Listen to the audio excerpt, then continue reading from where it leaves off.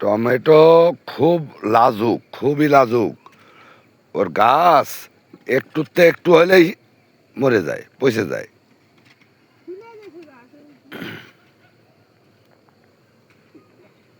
এই যে বেগুনের একটা কি বাজে রোগ আসছে।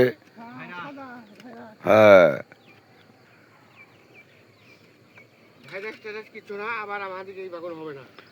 না না, এইটা আবহাওয়া পাল্টাতে হবে। আবহাওয়া না পাল্টালে পরে বা দেখা যাচ্ছে কি যে কিছুদিন বাদ দিতে হবে। যেমন এই যে মরিচ গুলো এখন হচ্ছে না।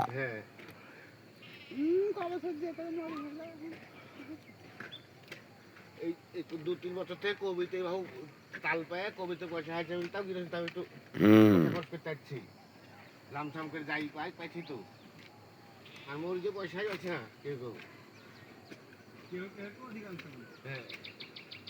আরে আমি তো 2বার মরিচ করলাম, 2বারই লস।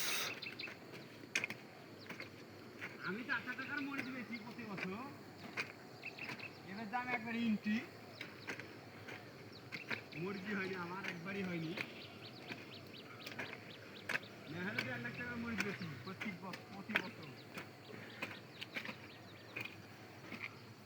1.5 লাখ টাকার কথা 150 টাকারও বেশি পারেনি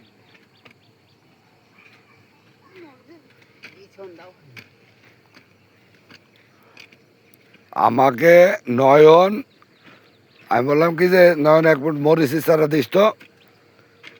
আমি এই তখন লেবু গাছ ছিল এখান থেকে, 1 ফুট মরিচ চারা ওখানে রেখে গেছে, আমি পুঁতে রাখছি। 2 বছর সেই মরিচের গাছ ছিল, আর এখন 3 মাস যায় না মরিচের গাছ নষ্ট হয়ে যায়।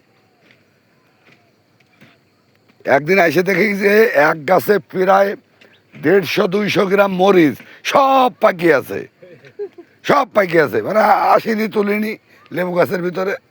আর এখন তো 50 গ্রাম করে মরিচ হয় না, এমন অবস্থা হয়ে গেছে।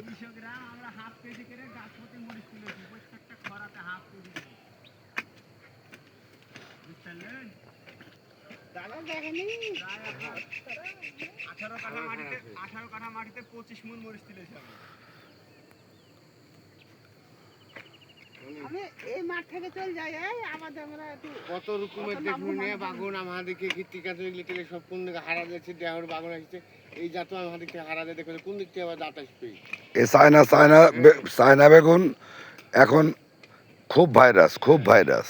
এখন আবার অন্য জাত আনতে হবে।